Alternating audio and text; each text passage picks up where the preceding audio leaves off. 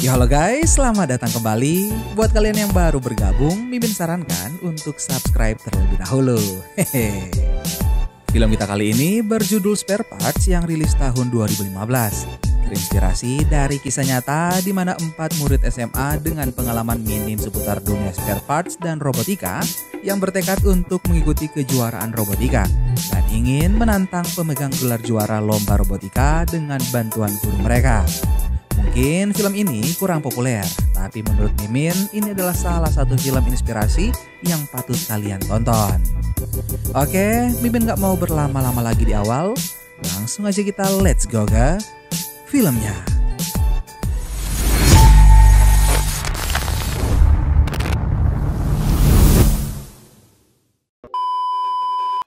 Sekali lagi, film ini berdasarkan kisah nyata yang diangkat dari sebuah artikel berjudul La Vida Robot oleh Joshua Davis pada majalah Wired Magazine. Film pun dimulai dengan memperlihatkan seorang pemuda bernama Oscar Vasquez yang mendatangi pusat karir pasukan Amerika untuk mendaftar menjadi US Army. Sambil menunggu dipanggil, ia melihat siaran televisi yang mengumumkan tentang kompetisi robot bawah air yang disponsori oleh Angkatan Bersenjata Amerika dan juga NASA.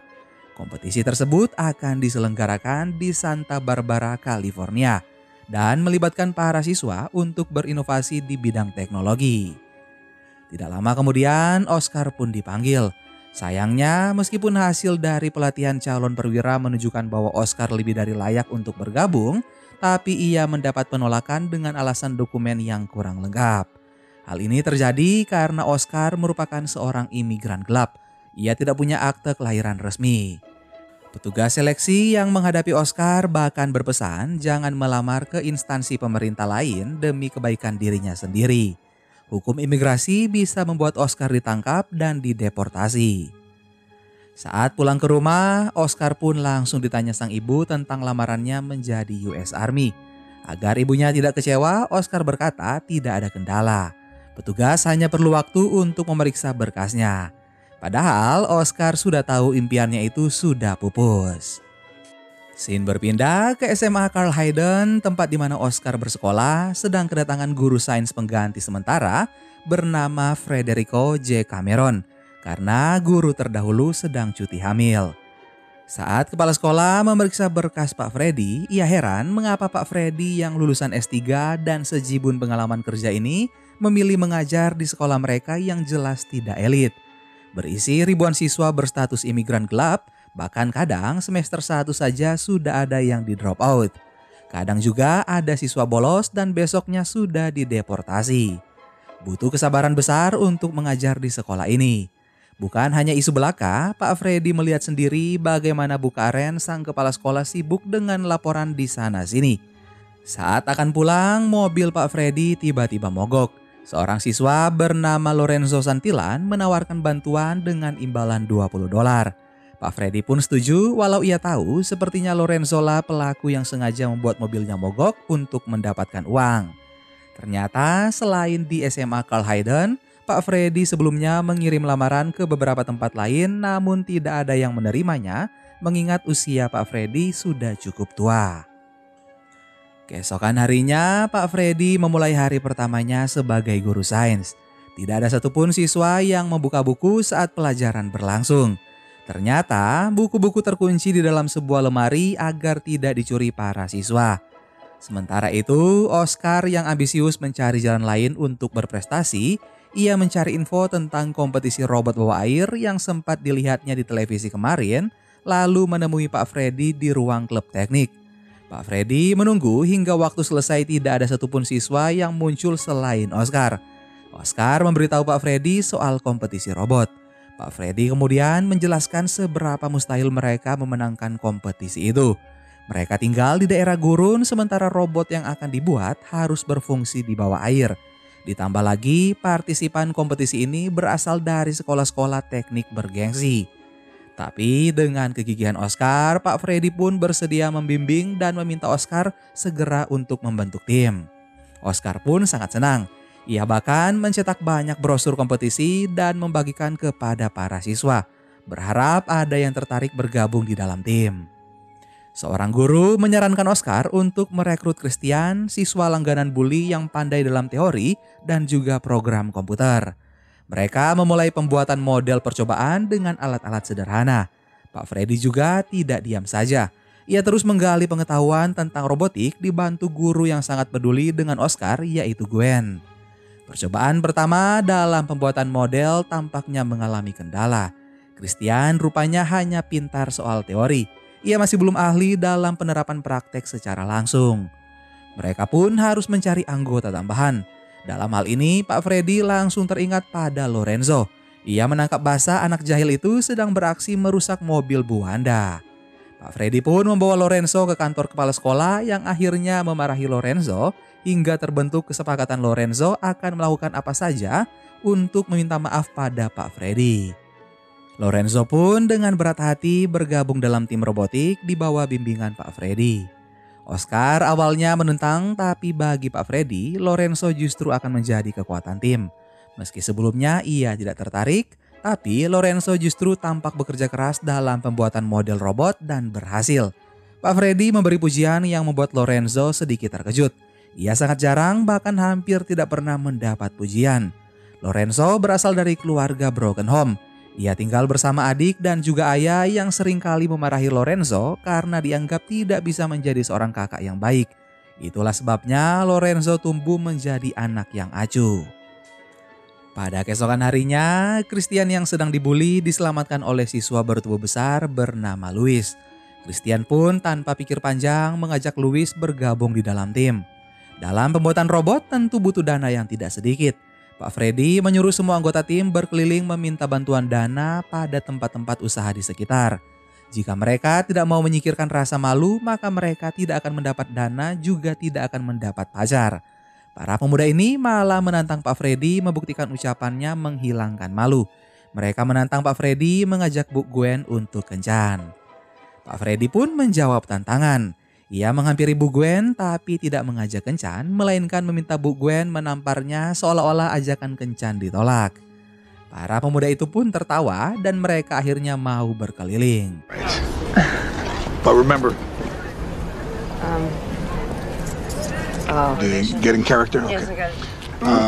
Math? I mean, really? Hal ini sungguh tidak mudah. Hampir semua orang yang ditemui tidak bersedia memberi bantuan, bahkan ada yang menertawakan. Hingga saat Oscar merasa buntu, ia mendatangi pusat kredit setempat untuk meminjam uang. Di sana terlihat orang yang berseragam tampak sangat dihormati dan urusan berjalan dengan mulus. Oscar pun mendapat ide. Ia berkeliling meminta dana menggunakan seragam militer dan bantuan dana mengalir dengan deras.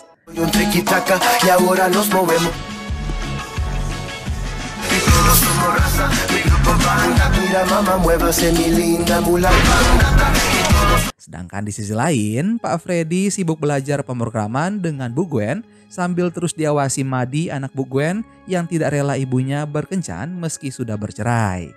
Sementara itu, Oscar sedang kencan bersama gadis yang dikenalnya dari toko loak.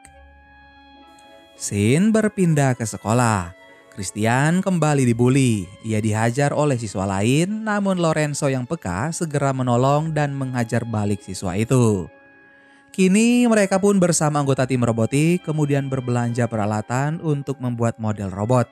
Sayangnya uang yang berhasil dikumpulkan Oscar belum cukup untuk membeli motor yang diperlukan. Lorenzo mengusulkan untuk membeli mesin perahu yang harganya jauh lebih murah. Saat akan membayar, total belanja mereka melebihi dana yang ada sehingga Pak Freddy menyingkirkan alat pengukur laser.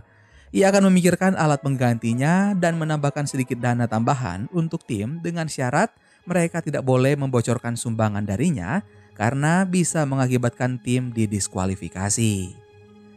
Di sisi lain, Ibu Oscar akhirnya tahu anaknya tidak jadi masuk US Army. Bu Gwen yang tidak tahu Oscar menyembunyikan kegagalannya tidak sengaja memberitahu hal itu pada Ibu Oscar saat ia membawakan topi Oscar yang tertinggal di sekolah. Ibu Oscar pun marah besar dan menghadangnya di terminal bus. Pak Freddy berusaha menjelaskan pada Ibu Oscar tapi ia tidak bisa membendung kekecewaan. Menganggap Oscar belum berbuat apapun untuk keluarga. Oscar tidak berubah pikiran. Ia tetap bersikeras mengikuti kompetisi robot. Semangat Oscar membuat Pak Freddy semakin mantap untuk membimbing tim ini. Ia bahkan menolak tawaran kerja dari tempat lain yang sejak lama ia tunggu-tunggu. Akhirnya proyek pembuatan model pun dimulai. Mereka menggunakan kamera murah sebagai pengganti kamera bawah air yang dimasukkan ke dalam pipa paralon, dan semua peralatan mereka menggunakan bahan-bahan murah yang mudah didapat. Pengukur laser diganti dengan meteran analog.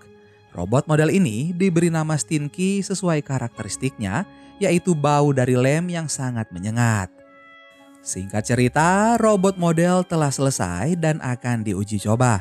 Bu Karen memberi dukungan penuh pada tim, termasuk mobil milik sekolah yang sudah penuh sampah saking lamanya tidak dibersihkan. Mereka akan menguji robot di kolam renang penginapan milik Paman Louis. Sebelum memulai, mereka bersenang-senang dulu karena rasanya sangat langka sekali bisa berenang di tengah kawasan gurun.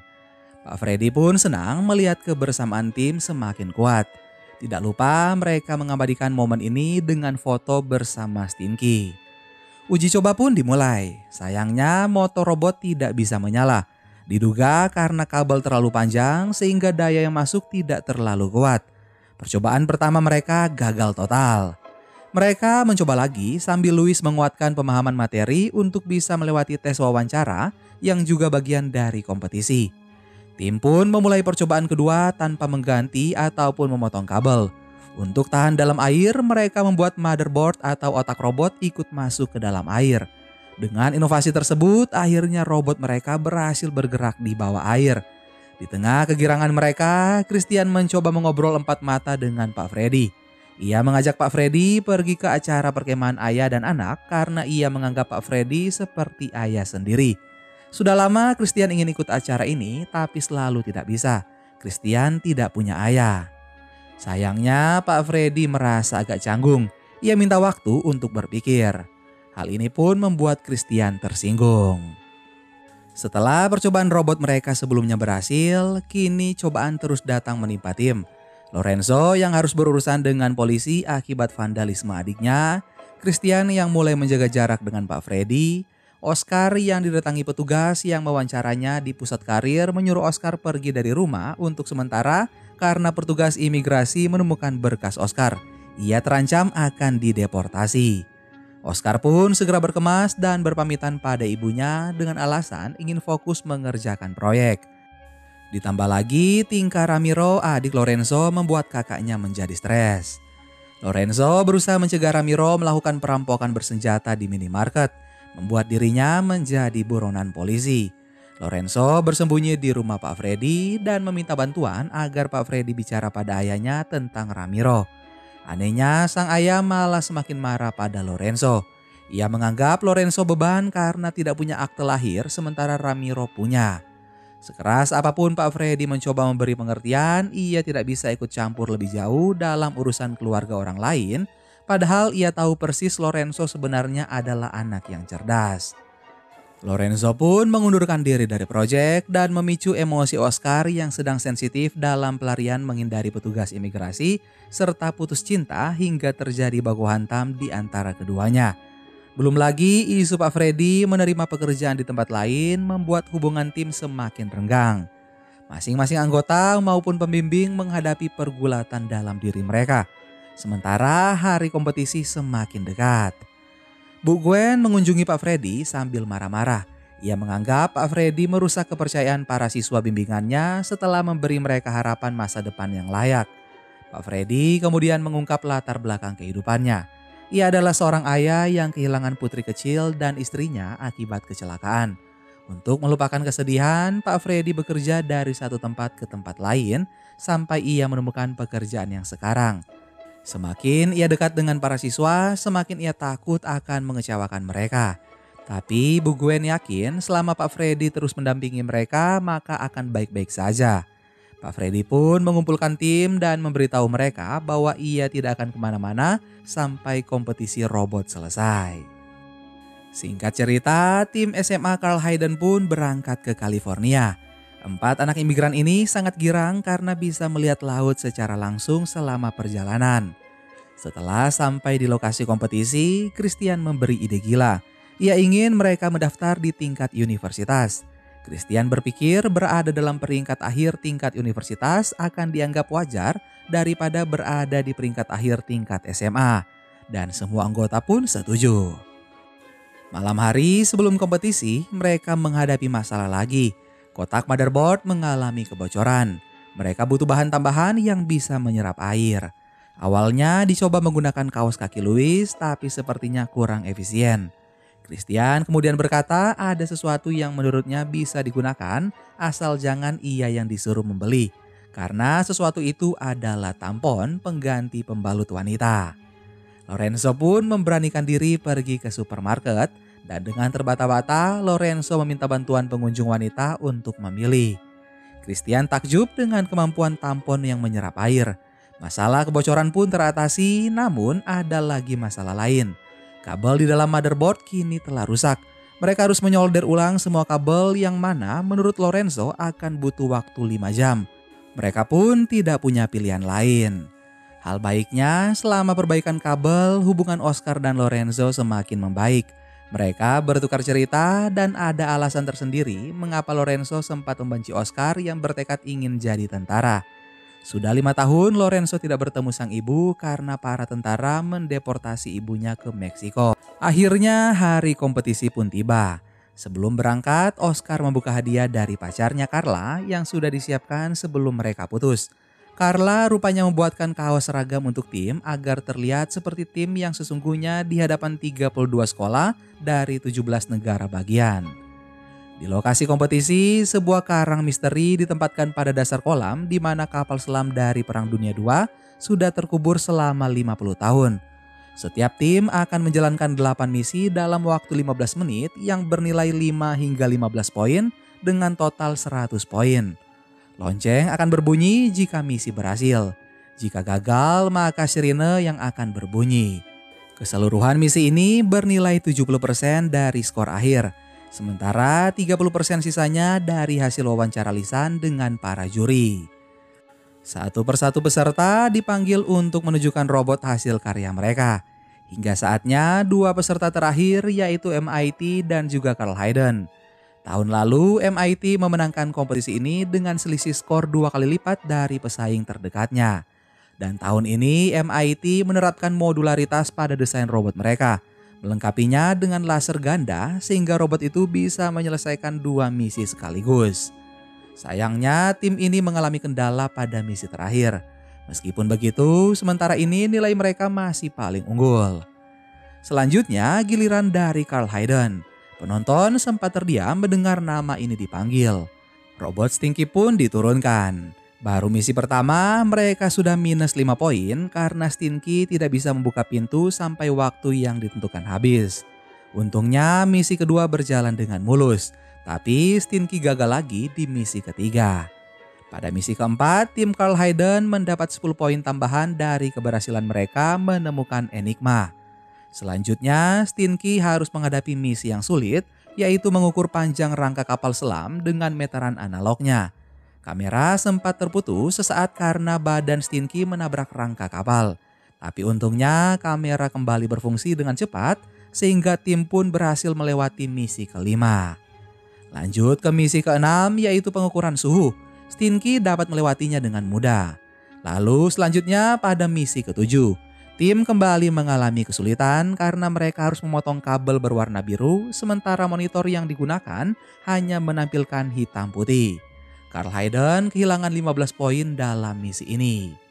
Berpindah ke misi terakhir yang sebelumnya gagal dilewati tim MIT, mereka harus melewati gua jaring dan menyedot cairan yang ada di dalam botol ke sebuah balon.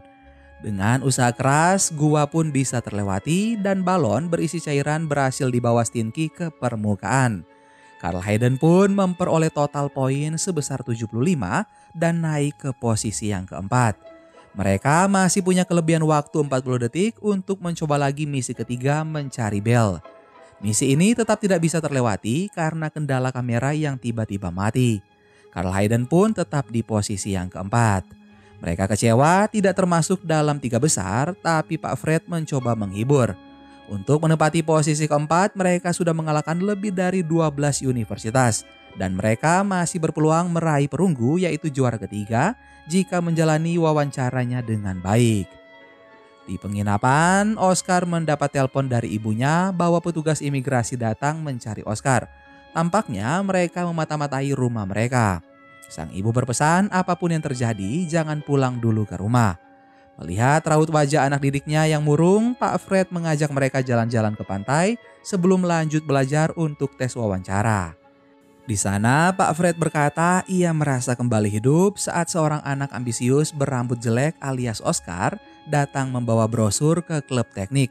Dengan semangat dan kegigihan Oscar, Pak Fred yakin ada masa depan yang cerah menanti.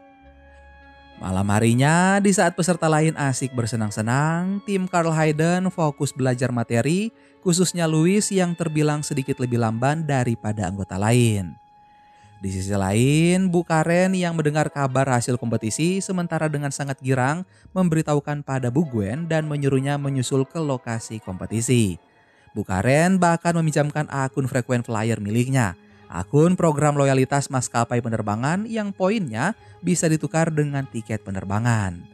Gwen sangat berterima kasih atas dukungan yang diberikan oleh Bu Karen. Sebelum menyusul ke California, Bu Gwen menyempatkan mampir ke rumah Lorenzo untuk memberi kabar pada ayah anak itu. Scene pun berpindah ke lokasi tes wawancara kompetisi. Satu persatu anggota tim masuk ke dalam ruangan berisi 10 orang juri penguji. Mereka diminta menjelaskan komponen serta cara kerja robot tim mereka masing-masing. Mereka juga ditanya tentang biaya yang dihabiskan dalam pembuatan robot. Tim Cornell memiliki anggaran sebesar $12.540. Tim MIT sebesar $18.863. Sementara tim Carl Hayden di bawah $800, tepatnya $787,16. Tidak termasuk harga tampon karena yang ditanya adalah Christian dan yang membeli tampon adalah Lorenzo. Para juri tercengang mendengarnya. Saat pertanyaan terakhir diajukan tentang apakah pembimbing melakukan hal yang terlarang, Louis dengan polos menjawab Pak Fred menyumbang dana sebesar $134,63 agar mereka bisa melengkapi material. Louis sempat ingin menjelaskan lebih lanjut tetapi juri tidak memberi kesempatan. Untungnya semua pertanyaan bisa dijawab dengan lancar. Tiba saatnya pada malam pengumuman. Oscar menelpon Carla yang saat itu mengenakan kaos bertulis Carl Hayden untuk berterima kasih dan mengajaknya balikan. Christian juga memberanikan diri mendekati gadis dari Universitas Cornell yang sejak hari pendaftaran kompetisi sudah ia taksir. Namun MC acara malah menyuruh semua hadirin kembali ke tempat duduk masing-masing. Sebelum juara 3 besar diumumkan, MC berkata juri akan memberi penghargaan tambahan pencapaian istimewa pada satu tim yang mengejutkan mereka, yaitu tim SMA Carl Hayden. SMA yang pertama kali berani ikut kompetisi tingkat universitas. Anggota tim sedikit kecewa. Mereka merasa hanya mendapat hadiah hiburan, namun Pak Fred meminta mereka tidak menunduk. Penghargaan ini bukan sembarangan penghargaan. Diberikan para juri dari kompetisi paling bergengsi. Semua anggota tim naik ke pentas untuk menerima hadiah dengan wajah datar. Para juara kemudian diumumkan. Universitas Cornell menempati juara ketiga. Universitas MIT juara kedua. Tim Carl Hayden menduga Universitas Virginia yang akan menjadi juara pertama sambil terus menatap trofi yang sudah diterima tim lain. Pak Fred terus menguatkan. Ia yakin suatu saat anggota tim ada yang bisa menjuarai kompetisi ini. Akan tetapi dugaan mereka salah. Juara pertama dalam kompetisi robot bawah air dimenangkan oleh mereka sendiri, yaitu tim SMA Carl Hayden. Mengalahkan sekian banyak universitas bergengsi. Carl Hayden Community High School! Carl Hayden Community High School!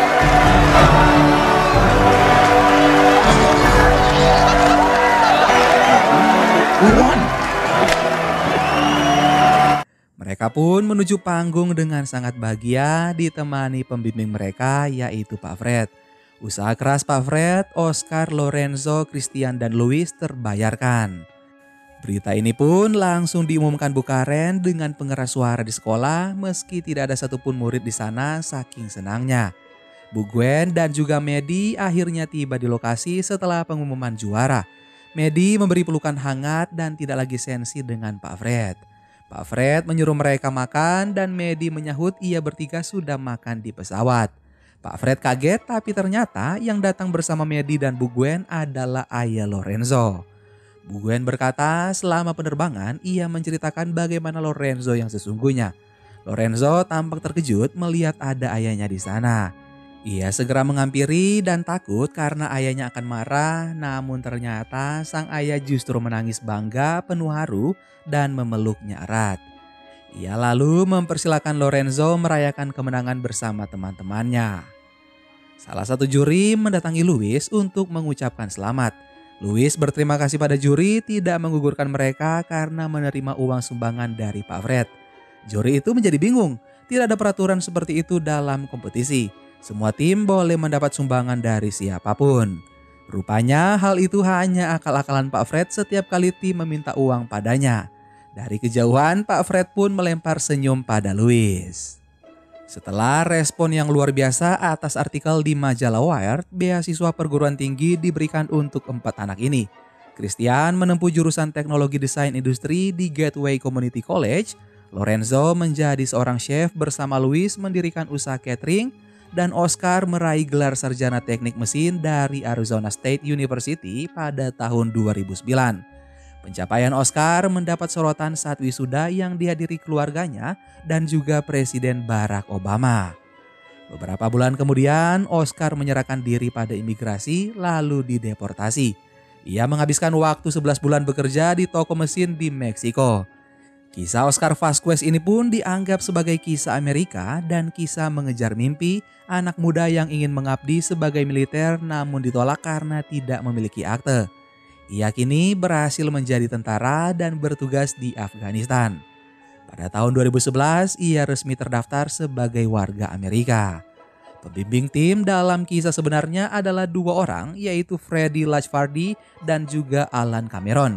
Freddie masih memimpin tim robotika Carl Hayden serta mendorong penggunaan sains dan teknologi dalam pendidikan. Sementara Alan pensiun mengajar di tahun 2007 tapi masih terus membimbing anak muda dalam bidang robotika. Carl Hayden kembali mengalahkan MIT di 2 kejuaraan robot bawah air berikutnya. Tahun 2014, tim Carl Hayden menerima penghargaan Hispanic Heritage Foundation Award di Kennedy Center, Washington DC. Dan film Spare Parts pun selesai. Gimana guys film inspirasi kita kali ini? Yang menarik dari film ini adalah bagaimana perjuangan mereka untuk mengatasi setiap halangan yang menghadang. Mulai dari menyatukan tim yang terisi dari orang-orang bermasalah, tidak punya modal untuk membeli spare part robots, hingga kejar-kejaran dengan petugas imigrasi yang ingin mendeportasi mereka. Dan semua konflik tersebut justru semakin memperkuat cerita utama dari film ini. Penonton seperti diajak untuk merasakan bagaimana sulitnya perjuangan masing-masing dari mereka untuk bisa tetap berada di tim robotik yang selalu menjadi bahan tertawaan. Silakan kalian komen di bawah kalau kalian ingin film inspiratif lagi seperti ini. Terima kasih banyak buat kalian yang sudah menonton video ini sampai akhir. Sampai ketemu lagi di film-film inspirasi selanjutnya. Dan jangan pernah menyerah, karena keberhasilan akan menghampiri pada orang yang tidak pernah menyerah. Dadah!